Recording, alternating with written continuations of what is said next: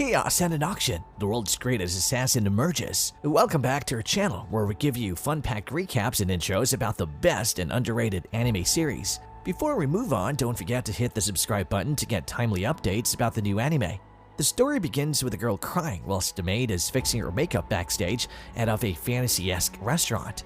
The building is heavily guarded by thugs, and it soon turns out to be an auction place for slaves, 6 of which have already been dealt with. The next person for auction is a silver-headed girl who doesn't look scared like the previous ones, and it soon becomes clear why. She's a mage. Tia, the mage, uses her magic to set herself free and starts shooting every bidder present.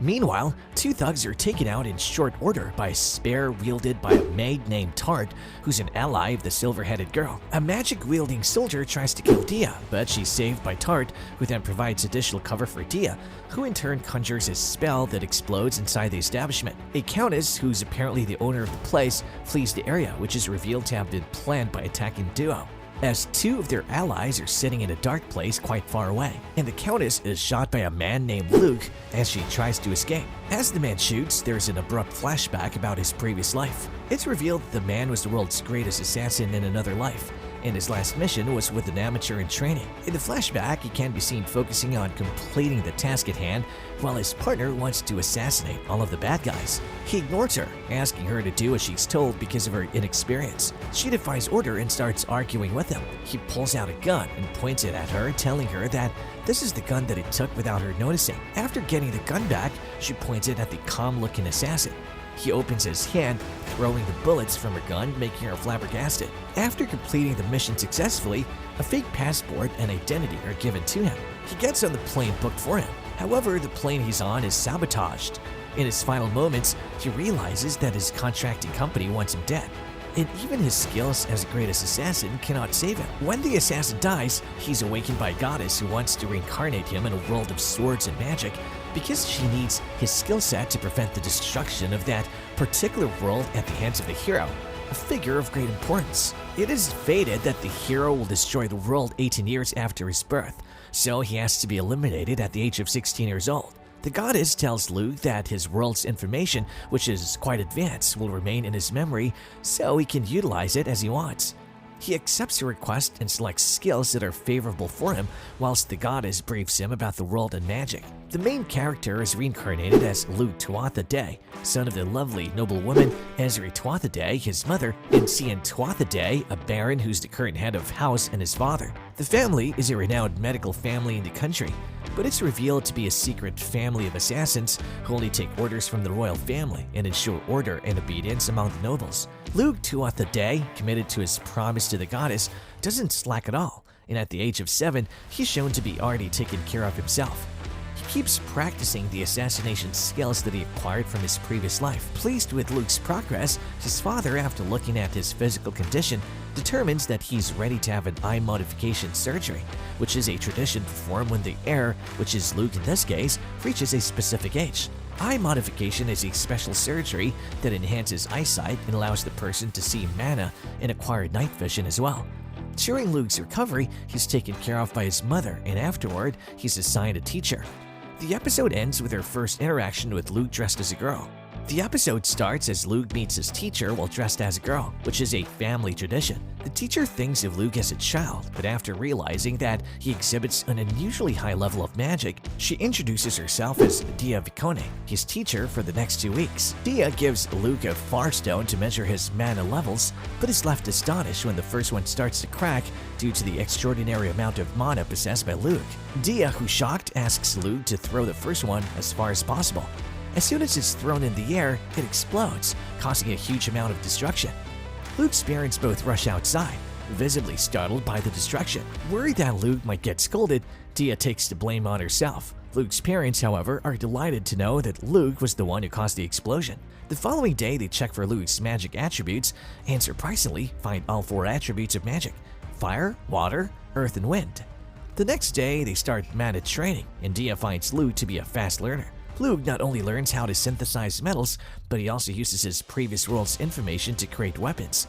He and Dia even learn how to create new spells together, and on their last night together, he gives her a titanium knife for being his teacher while she gives him his personal far stone.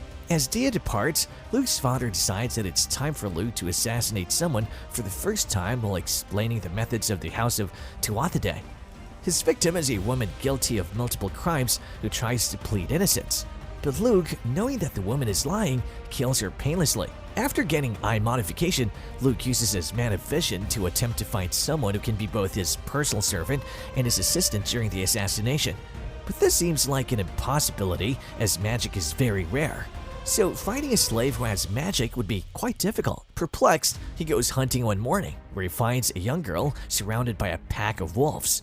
He decides to get involved and notices that the girl exhibits strong mana. Luke ends up saving her. He later learns that Tart, the girl he saved, came from a poor background and made her way to the Tuatha region in hopes of a better life. But she was cast out as there wasn't enough food to feed everyone in the winter. Luke feels great sympathy for Tart and decides to enlist her as his personal assistant. Luke brings Tart to his home and gets permission from his father to train her as an assassin. His father agrees on the condition that Luke would train her himself, and if she ever betrayed them, he would have to kill her. Luke agrees. By the time Luke reaches the age of 12, Tart has become skilled in spear fighting, but has trouble using smaller weapons like knives.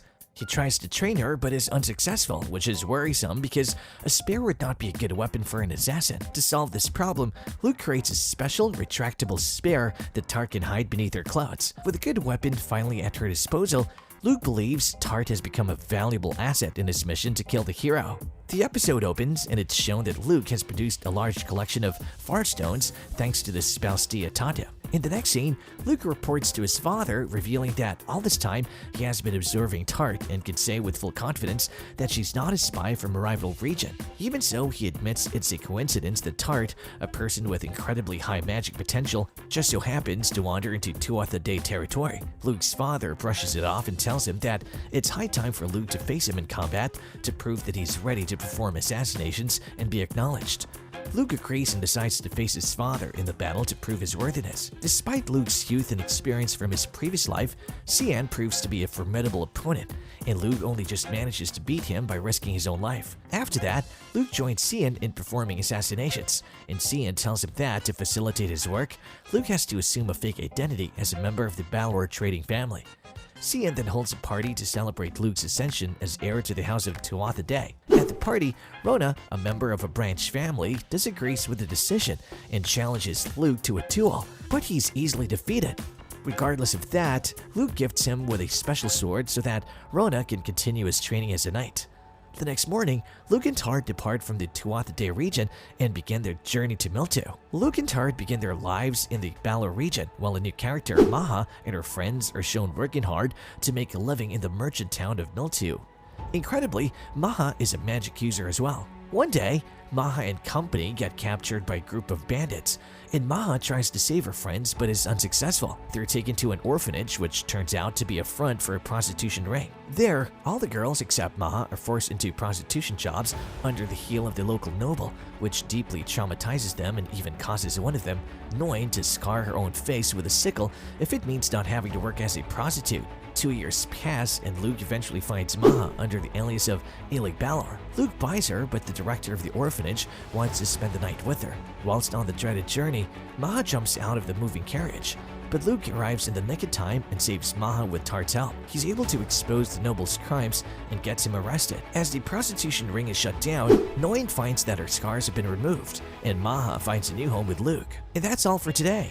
Hit the like button and subscribe to our channel for more exciting recaps and much more interesting and fun-packed stories ahead.